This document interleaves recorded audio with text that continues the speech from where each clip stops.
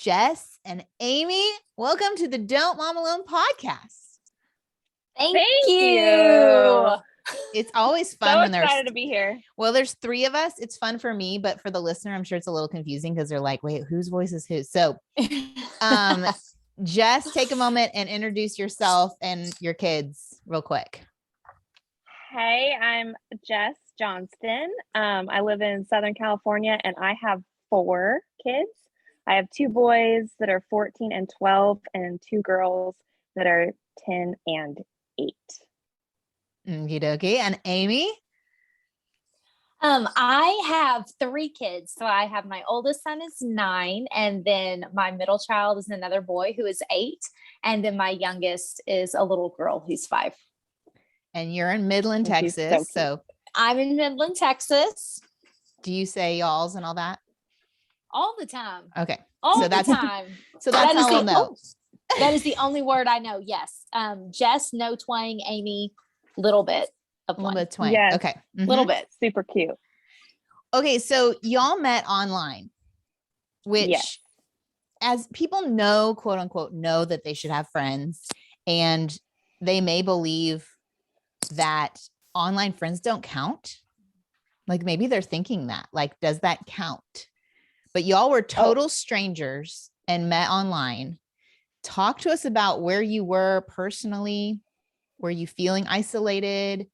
And that whole process of connecting with one another. Amy, you want to take? Sure. Okay. So I actually, so as much as we love our relationship and we are very close, but we do also have in-person friends. So I hope people know that those matter too. They really don't. Like when you're sick, I love Jess, but she is not bringing me soup when I'm sick.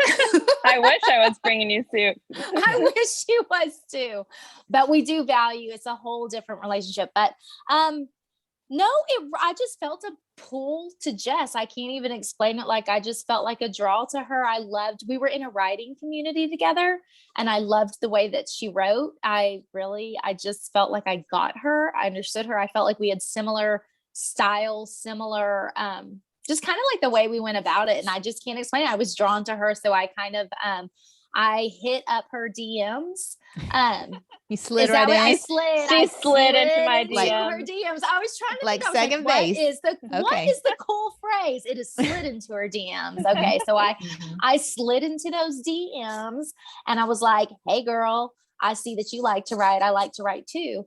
And it kind of just went from there. We clicked pretty instantly and figured out we had a lot in common. And then it went from DMs to text messaging to phone conversations. And then we met in person. And then we started Sister I'm With You. No, we started Sister I'm With You before we met in person, actually. Okay. Yeah. That's amazing. So I'm from the conversation. old school blogging days, like the pre-Facebook archaic blogging days where you had a blog roll on the side of all your mom friends. Yeah. And so I have met many a woman on the internet who's become a very good friend who we have walked life together. And a couple of them helped me start the podcast. And like, I understand the magic of finding people who love things that you love, who love Jesus the way you love Jesus. And there's this comfort in knowing they're not in your everyday. Like, man, I could tell them anything and they're not going to then spill it. That's very true. No. Where are they going to go? Yeah, you can talk, you can vent about anything. And it's like it's all on the table. That is very They don't know who Sally is. They don't know. Yes. And sometimes there's no jealousy. Yeah. What were when you saying, Jess?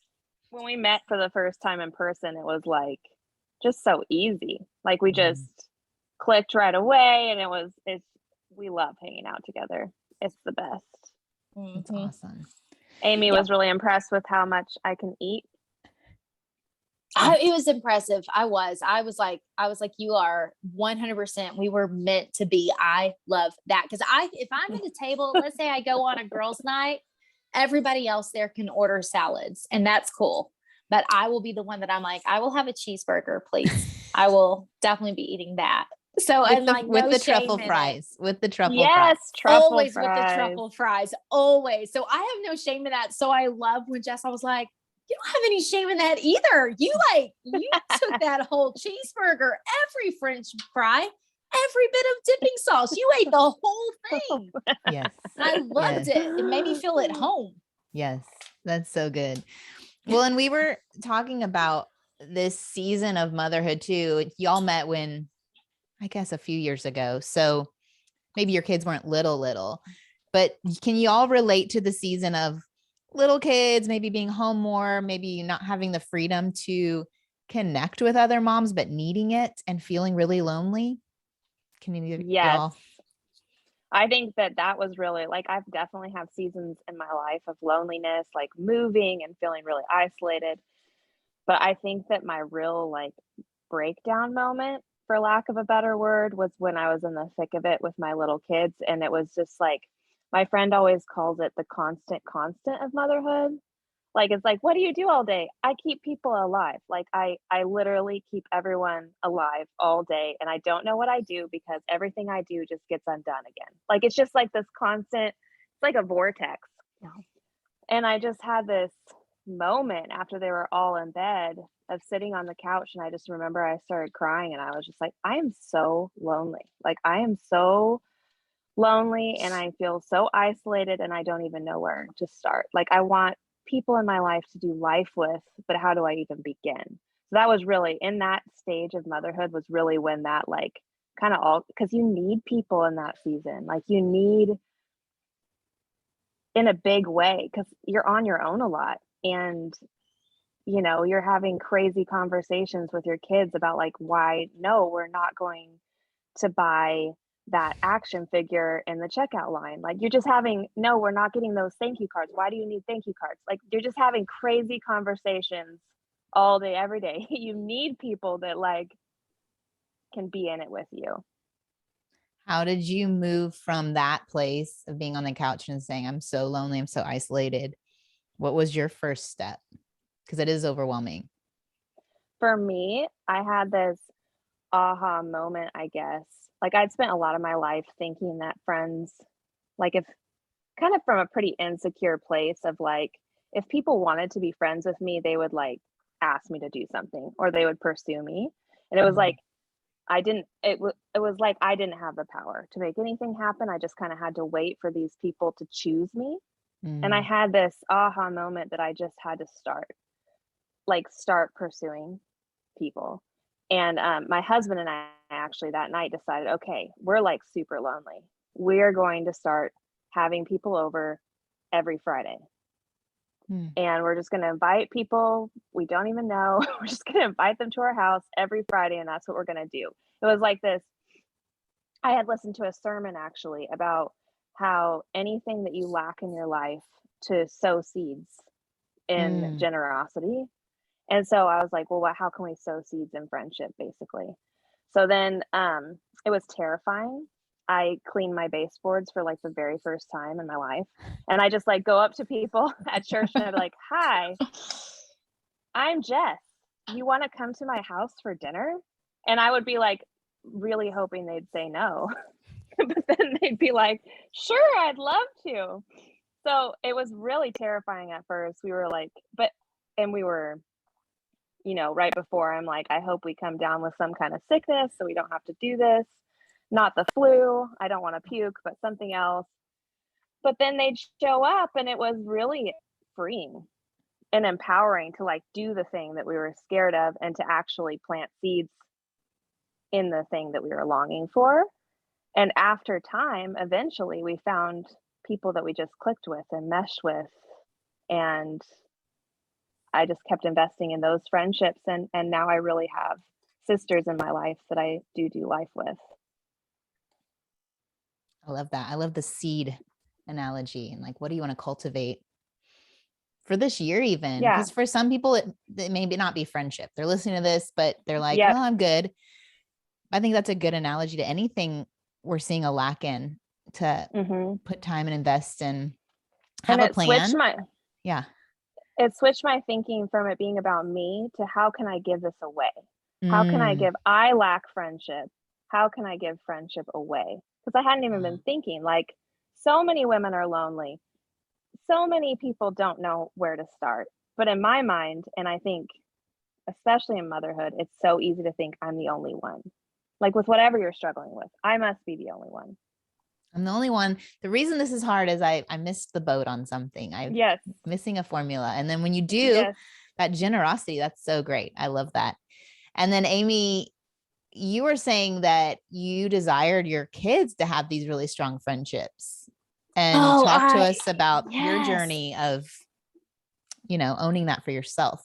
Yeah. Well, it was one where I realized how badly I wanted good friendships for my kids. You know, like as moms, we want everything for our kids. We want so much for them, and we want them to I don't want them to struggle in the places that I struggle. I want them to thrive in the places where I used to hurt. I want them to know the things that took me forever to uncover. You just want all these good things for your kids. And so you want good friendships for them. You want them to learn how to be social and how to forgive and how to have confidence and how to have social interactions and how to have conversations and how to be kind and good and how to connect with others. That's essential to their well-being as kids. And so I wanted that for them. And so I would pour into them and, hey, okay, well, where can we go for you? And what can I do for you? And somewhere along the way, it clicked for me that, oh my gosh, I'm a person too. I'm also a human, and I also need connections. And I had completely sort of put it on the back burner. And I think we do as parents, you know, we get so busy, and our kids are in sports, and you know, the sports. Oh gosh, it's so much, and they like so much. And then they get into high school and they quit. So that's fun. Oh my, that's good. Gosh, so right? It's all worth it. Oh wait, it's exactly like I don't want my kids can be anything that they want to be. I don't know that professional sports are in their future as of now is not the direction that it looks like. You got to view it as like they're getting other things. They're learning other skills. I mean, this isn't for the scholarship. We're not getting the scholarship in the math house. Like, I'm just saying. I am 5'3", and so that size will not be on this side. But I desperately wanted. I was taking them to sports and camps and driving them around all the time and doing all this stuff. And finally, like it clicked. Like, Amy, you're also a human. You also crave those friendships. Like you also. That's why you're lonely. That is why you hurt. Is because you're not giving that to yourself. You want it for your kids, and that's amazing, but you're not doing it for yourself, and it matters too. And you know, there's nothing better that you can do for your kids' friendships than for them to see you have good friends. Right. There's nothing you can do. Like, you want to teach them how to forgive people. Awesome. Let them see you how to forgive. Let them see you how to connect, and let them see how you be kind, and let them see how you have good conversations. So it just kind of clicked with me that I was also a person who needed these things. So good. Both of those are so good. So we have this idea, we're going to, you know, we want to give away the thing that we're lacking, and we want to give ourselves permission to put time and energy into it. But then you're with the people, and y'all are strong proponents. I think it's the subtitle of your book, of being unfiltered, real. Yeah. You know, like, let's not just get together and keep it all high and tight and tidy and not invite people into the chaos or the challenges. So that, because if we don't say it, then we don't allow that person to have I'm not the only one, you know, moment. And so what tips do you have for the mom, particularly as we were kind of mentioning earlier before we got on? There might be a lot of insecurity and terror in addition to what normally would be scary, because we haven't done social things in a while. So it's like awkward. It's a little bit clunky, you know?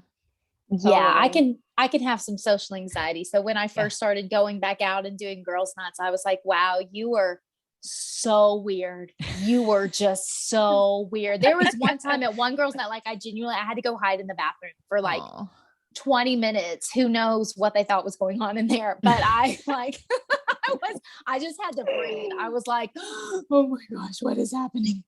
But yeah, it is. I think that the hardest thing is you do have to put yourself out there, but we as humans deeply desire to be known.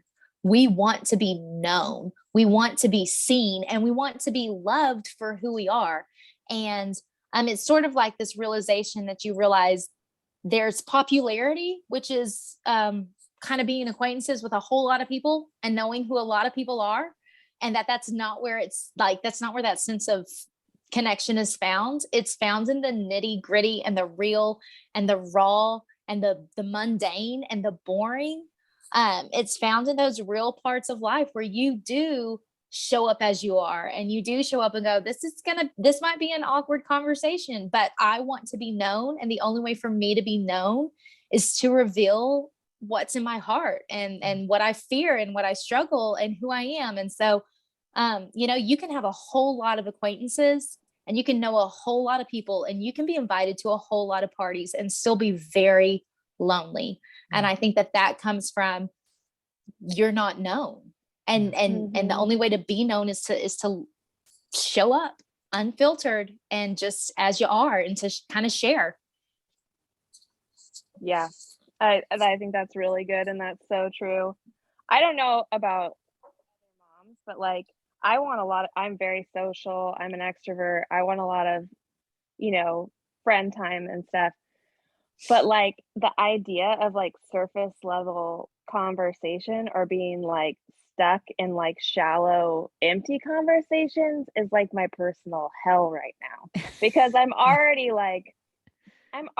talking to my kids about like I said, like, what are we even talking about? This is like a crazy conversation. You're mad because the cheese isn't melted on the side of the bread. Like, what are we even, like, you're already having those kinds of conversations all the time. So like literally my nightmare is being stuck in just a social situation where you're just talking about nothing. So I always think about it as like dipping your toe in, you have like, you meet this friend, you're like, okay, I think they can handle maybe like a little bit of my reel.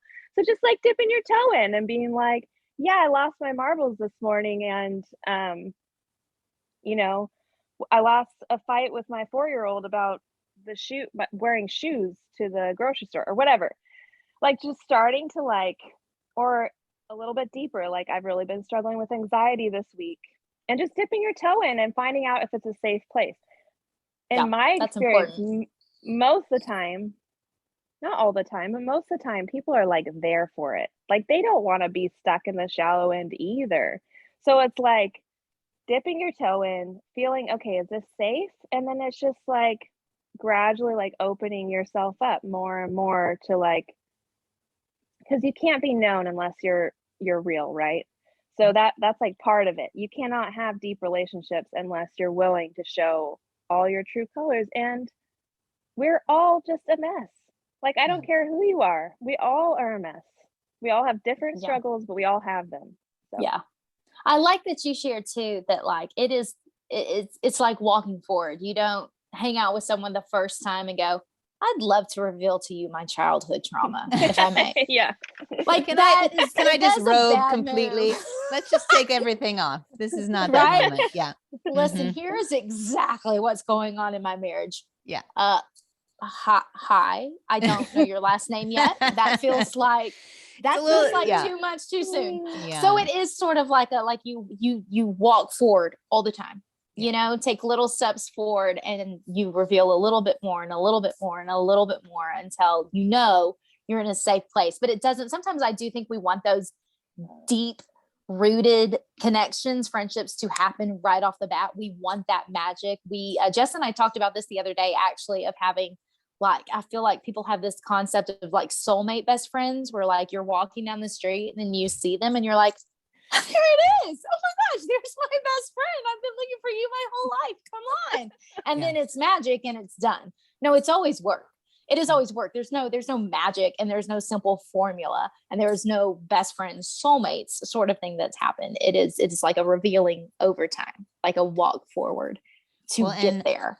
Does that make sense? Yeah. And if we're in this partnership and that person takes that walk forward towards us, or maybe they go all the way and tell us the thing that's really deep and big, what is your advice because people throw out, safety, be a safe person so that you're safe. For y'all, what does safety in relationship look like? How can we be those people? I think a big one for me is just being a non-judgmental space. Like, I think being real and honest about your own struggles just creates that space automatically, to where you're like, I'm not perfect and I'm here for your imperfections too. Like, I just want you to know that you can tell me anything and I'm here for it. Yeah. So I think that's Yeah. a big one. Yep. I think that one and knowing secrets can be kept is probably. Yeah. One of my really good friends, she had just some like struggles going on in her life, and she was just always so real about it. Like, I mean, she's the kind of person where someone like a total stranger at the grocery store be like, how are you today? She'd be like, bad. I'm really bad today. But she created this space for me that when I went into a hard season, she was the first person I wanted to call, because I knew that she wouldn't be afraid of it, because she wasn't afraid of her own struggle, and she'd been open to me about all these different struggles. So when I was going through some of the same things, I was like, she was already such a safe place for me. Yeah. Suffering sees suffering. I was just a possible sponsor sent me a bunch of baby food. I don't have babies, no babies. So I have connected with my neighbor next door, and I knew she had a baby and a toddler, and delivered it over to her. And then we just kind of really deep conversation about the loss. We both lost our fathers in the last couple of years, and just this deep connection that I felt with her, that we could both talk about the waves of grief and how it'll hit you. And just like, I felt completely safe talking to her. I felt like she was being really honest and open with me. And I agree. Like, the more open we are with our challenges and our suffering, and just being comfortable with that. And like, I love what you said, just not being judgmental. Cause when I think of unsafe people, it's when I share something and they tell me what I could do differently, or how I should respond. I'm like, no, that's not what I'm looking for. I'm just looking for someone to listen or identify and not judge. Yeah, exactly. Oh man. Okay. So any other tips for moms in friendship? Go first, take the step, be a safe person. Go ahead, Jess. I would just say, we talk about a lot consistency and taking baby steps, like things that you can do. Like, you do not have to like I can be an extreme person. So I'm like, okay, if I'm going to start exercising, that means I should be able to run 10 miles like this week, like I just go from 0 to 60, like that's where I need to be. But it's like taking baby steps that you can actually manage. So if like inviting people over for dinner is way too much right now, that's totally okay. But can you challenge yourself? Like, I'm going to meet up with friends for coffee once a month or once a week, or can I reach out to just introduce myself to somebody new and start a conversation once a week? Something that you can do that will plant a seed and that you can consistently keep doing. Like, you don't have to be all the way at the destination. It's just about planting seeds that you can plant right now.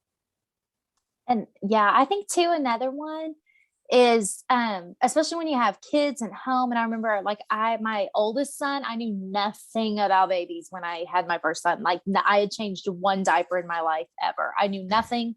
I had no family that lived nearby. My husband was in grad school. I mean, like, it was a struggle, and he had colic. And so he cried all the time, and I had no idea what I was doing, and I had no help. It was just me. I had no friends. And, one of the things, like, I kind of hold myself up in my house, and I was so depressed and lonely and hurting. And the one thing that I knew I could do, because I realized I wasn't going to make friends sitting in my house. And I'm a homebody. So I love my house. Like, I went somewhere last night, and they were like, what's your favorite spot in town? And I literally wrote on the piece of paper, I was like, my couch. This is my couch. It's where I want to be. Yeah. I'm a homebody, but you have to be where the people are. You're going to have to go out. If you want to meet people, they are not going to knock on your front door. And if they do, you should be scared of them. And you should be scared of them. Get out, go to where people are. I mean, and I know that's hard, and that was hard for me, but I was like, people aren't going to bust down your door begging to be your friend. You will have to go, like, play it like Ariel, be where the people are. I was homeschooled for a lot of my elementary. And so that was my theme song. Oh, nice. That was my theme song, Ariel.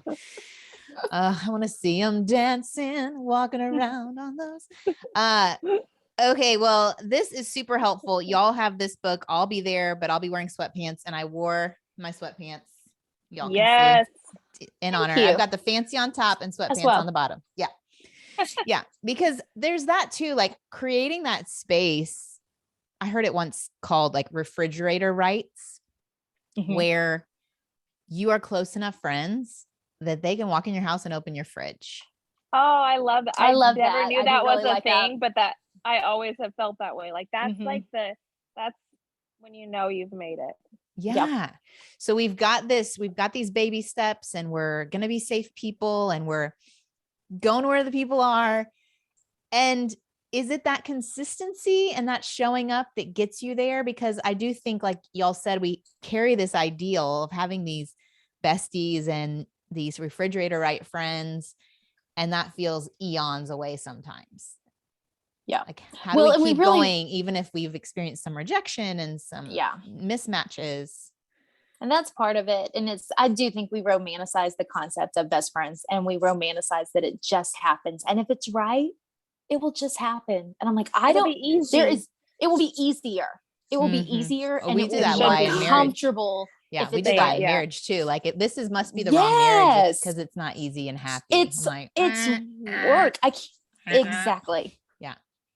Like I cannot think of a single good thing in life that doesn't require work. I cannot think of a single good thing in life that doesn't require consistency and showing up and sacrifice. It does. It all does. That's the good stuff is worth it. Yeah. But I do think we just romanticize that it's just going to happen. The best things in life, the right things will happen. They'll just fall right into place.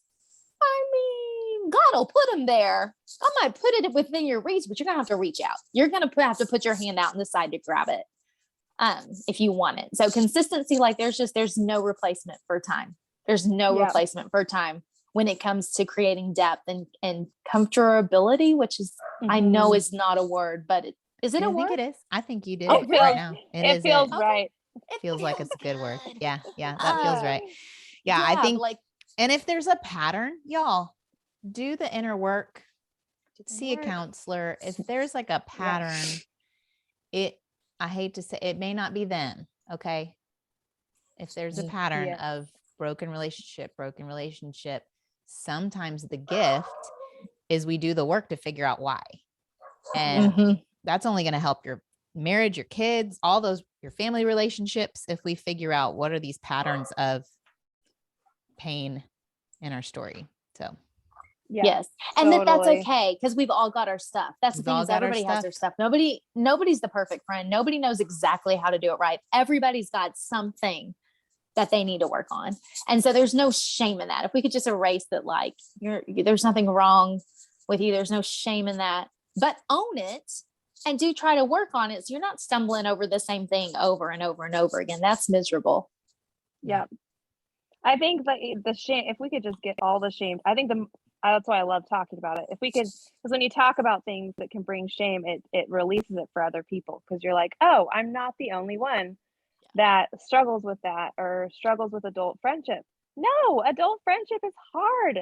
We're not just like seeing each other at school every day. Like if we have to, it's complicated and it's hard. And I think a big thing for me was it's awkward when you're meeting new friends. It's awkward and it's uncomfortable. And for me, I was like, there's something wrong with me. Like this is weird because I am weird and therefore I should not be in this situation. But I realized like, no, getting to know people is just awkward and uncomfortable, and own it. You have to wade through that to get to the closeness and get to the depth. Just expect it. There's going to be awkward moments. There's going to be uncomfortable moments. Expect it, own it, and just keep walking through it. That's good. Are y'all ready to get to your mom superpowers and kryptonite? Y'all ready? Mom superpowers. Yes. Who wants Let's to go first? What mom Jess. superpower do y'all possess? Silly or serious? You can brag. This is your chance. Oh man. I asked my kids to help me with these questions, and let me tell you, I do not recommend that. I was like, what are my gifts and what am I bad at? And they're like, oh, well, let me tell you. Now that you've opened that conversation, I've been waiting to be asked. Yeah. I'm like, I was expecting like a Hallmark moment where you guys were like, you are the best, but it wasn't like that. No, I'm so sorry. They say that I'm really good at like getting them out to do random things. They're like, yeah, like I live in a warm place. So like, yeah, you're like, they put a bunch of snow on the pier. Let's go play in it. And we're like, Mom, what? That's weird, but okay, we'll go play on the snow on the pier. You create moments. I create moments. Memories. That's good. That's good. Yes. That is a superpower. They may balk at it now, but that's amazing. That's amazing. Yeah. Okay, Amy, what's your superpower? I would say I am always down for a play date. I have sort of built my house around having kids here. Like everything that I've designed, everything I've bought, every piece of furniture, every rug, and it's all been designed so that kids would feel comfortable in this house, because I wanted my kids to feel good having their friends over. And like, here's all the snacks. You come, like you talked about, like refrigerator rights. My friends' kids know that they have pantry rights. Go in there. They're all, and I'll even ask them, well, hey, you're over here all the time. You kid, you're over here all the time. What's your favorite snack? Aww. And make sure that I have it in my house for them. That there's nothing that they can break, that I'm not going to get mad. I'm not going to yell. It's going to be fine. Have a good time, connect, play. Loudness doesn't bother me. I mean, there are definitely boundaries, and I want you to behave yourself, and I want you to act, you know, like people. But I think I've done a good job of created a house that my friends and their kids kind of, they tend to congregate here. They want to be here. They feel comfortable and welcomed here. And that was just always a really big deal to me. That's awesome. I love that. I love that.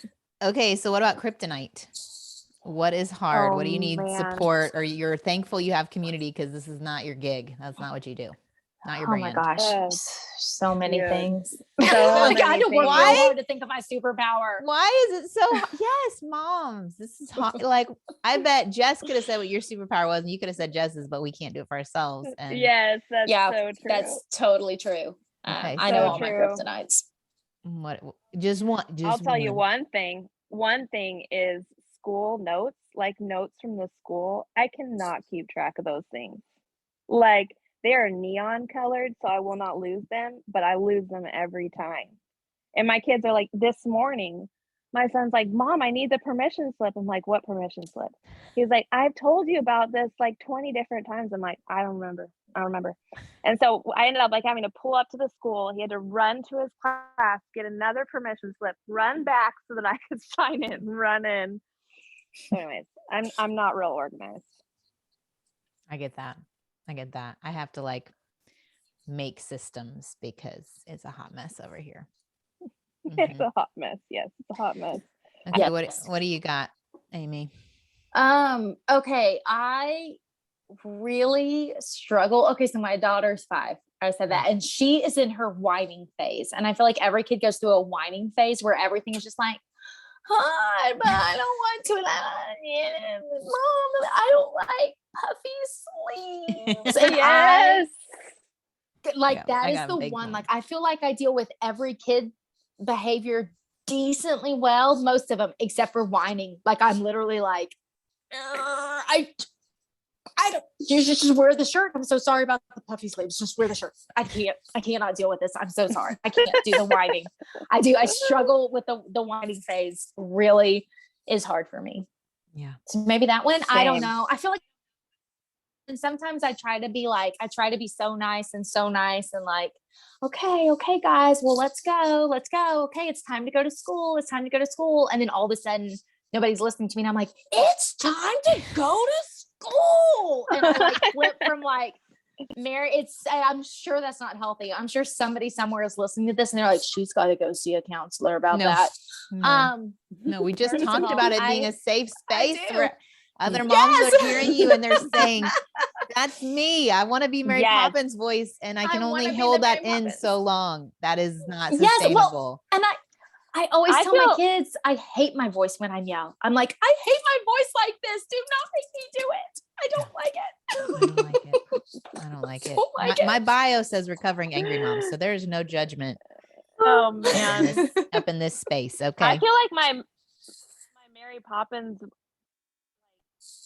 time frame is a lot shorter than other people's. Like I feel like other people are able to hang in there in the Mary Poppins for longer, and I can't hang in there for very long. Well, and I feel like especially at night. Yeah. Like I'm like, it is past 8. If you want nice mom, she's gone. She has left the building. Yeah. You have to get in bed if you want to continue with nice mom, because she's all done. And if you watch Mary Poppins, or you watch, like I watched Sound of Music, and I realized, oh, Maria is fun. Like she's not she's in there for the fun and the crazy. And I want to be Maria. Like that's my inner self is Maria, but with my own kids, I have a hard time. And then Mary Poppins is very like, she's not fun. I mean, she creates some fun, but she's kind structured. She's very structured. She's very like queen-like stance. True. And she's no nonsense, and she's kind of tough. She's not, I am like a fairy voice. I'm not Mary princess. Poppins. Yeah. No, I'm really not Mary Poppins. No, I feel like she owns that place. Yeah. Yes. Yeah. But I need to say something shocking here. I need to say it though. I have never seen The Sound of Music. I've never seen right now. Okay, y'all, this is going to be a longer episode. You gotta do it right now, because we're all going to watch Sound of Music together, and we're going to.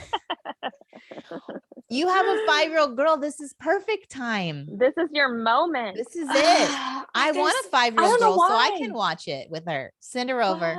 How far is Midland? I'll send her over because I really like funny. Like I need like a funny comedy sort of thing, and like something about that just seems a little bit like I don't want to do it. I think. I know. I'm so sorry. I'm not judging. I'm not judging. Do you need to end this podcast right now? I'm just more in shock, and I think that maybe you'd think it's funny, some of it. I probably would.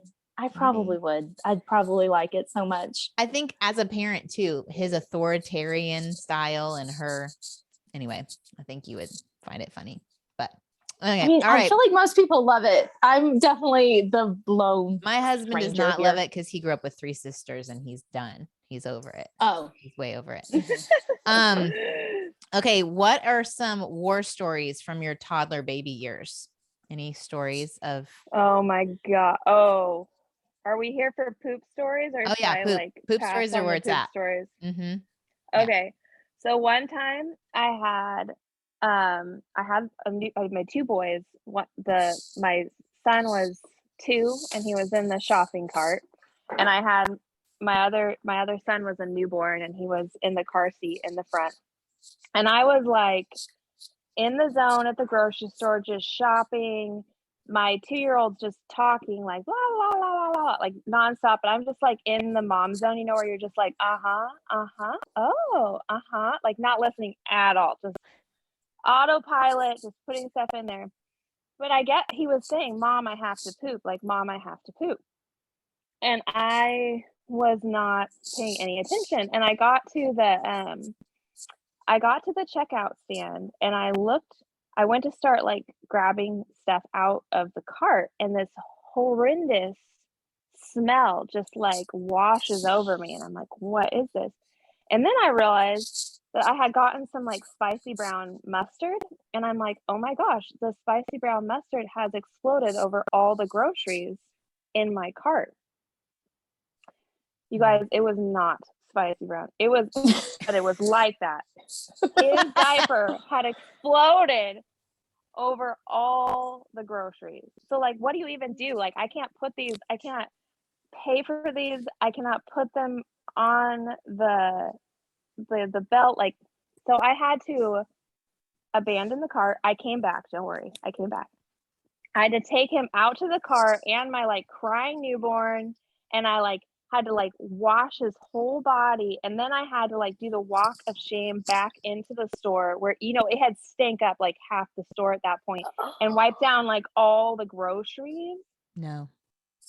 It was so bad. There should be a phone number you can call in those moments. There should be. And a mom support team comes in like a SWAT team, and they like, you like hand them the baby, and then you've got the wiper downer, and it's like, ta-da. Like, we need a mom support team you can call. That would be awesome. I bet there's some like, and that's like empty nest moms that would be so game for that. It would give them purpose. And oh my gosh, it's like one of those moments where you're like, is this my life? This cannot be my life. Like, I'm wiping down poop off of all my groceries right now on aisle 9, and people are walking by, and I'm like, hey, hello, hi, how are you hi, doing? just don't mind me. Don't mind me. Don't buy these diapers. Time to size up. That's what I always, whenever we had the blowouts, I'm like, guess it's time to size up. Can't hold it all anymore. Yeah, Jess, that one's really bad. It's really bad. It was Like, really bad. Mine, can we just let Jess have it with that one? Like, that one was really good. Just like a little clap, like a Like, way to go. Yeah. Poop Yeah. story. Yeah. Yes, It's I mean, the crown jewel of all my poop stories. I'm sure I have a lot, but that one's the yes, that one is to be held high. Yeah. So you're not even going to attempt it, Amy? No, I am not. I mean, I have stories, but not, you know, like I feel like not spicy brown mustard. No. Nope. Okay. This will be the last one. What are some things that you've let go of mom guilt for? Like, you're not going to feel guilty about them anymore. All the things. I kind of started as a mom blogger. So like the more I talked about my like secret insecurities and failures, and everyone was like, me too. I just got like more and more brave. And I was like, oh, I'm fine. Like, I don't do all the things. One of my weird things is I do not cut apples. Like, I draw the line. You can eat a whole apple. I cannot handle slicing apples. I will not. I also, sometimes there's socks all over my house all the time. My kids rain socks everywhere they go. It drives me nuts. And sometimes I throw them away. I take them out of the couch and I throw them away. No guilt. No guilt. No. That's great. Those are good ones. What do you got, Amy? Man, what have I let? I don't know. I'm pretty hard on myself. I'm not gonna lie. I'm pretty hard on myself. I wish I wasn't, but I am. Oh, you know, I would say just different stuff with like just letting them be who they are. And like my middle son has a mullet right now. Like he is business in the front, he is party in the back. And you know what? I'm not gonna, I don't feel guilty when his hair is messy. My youngest, she dresses herself and like she wears who knows what and has her own little style. And I don't try to control that. I'm just like, I love that you put that together. I love that. I love you. And I'm like, he'll come out, like they'll come, or, you know, my middle son, like, how do you like my hair? And I'm like, how do you like your hair? And then and then if he's like, I think it looks really good. Then I'm like, you know what, bud? You go rock it. You go rock it and be who you are and love people really well. And I'm not, I guess that's not really feeling guilty. It's just something that I let go of. Well, a lot of moms would feel moms would feel like, guilt about that. Like if they're not looking perfect, they would feel bad. And like you could not, like my daughter, I love it. I love her sense of style. I'm like, you want to wear camo leggings with that floral dress and the like she has these red glitter like combat boots and rainbow socks. Then I'm like, I actually love it. I love it. I love that you have that confidence. I love that you put it together. Yeah, do that. Someone should do a runway because my friends that have little girls, they do the same, like let them dress however to church. And it's amazing. And I love it. That needs to be a runway. Like that needs to be a TikTok of all these amazing combinations of outfits. That would be so cute. I mean, and even make adult versions, because that's kind of what the runways look like, honestly. Like it's just random. I know. And we try so hard to like, let me look this way and let me go. Like I went to a party last night. It was like my one party that I will go to for like in 6 months. I maybe go to one social event, and mine was last night. And all of my friends and I were on the phone with each other. What are you wearing? Well, what are you wearing? I don't know. I don't know. And then we're sending pictures back and forth. And you know what? My daughter never does. She never wonders what anybody else is wearing. She just wears what she wants to wear. And she never questions it. And she's always confident. And I'm like, I think we could all stand to be a little more like that. Totally. Yeah. I feel like in Dallas, I always get it wrong. I'm not from here. So there's always like some hidden, like they went to some class and they're like, when the party is at this time on a Tuesday, you wear this exact thing. And they all like got the memo. And I'm like, either under or over all the time. So I'm going to take a memo from your daughter and just do me. Just do it. Y'all are fun. I can see why you're friends, because I would hang out with you. And I'm super excited for your book. I'll be there, but I'll be wearing sweatpants. It's very relatable. Thank you. And very helpful. And we will put all the links in the show notes and where people can find you and your community that you have fostered over the years. And so thanks for being with me today.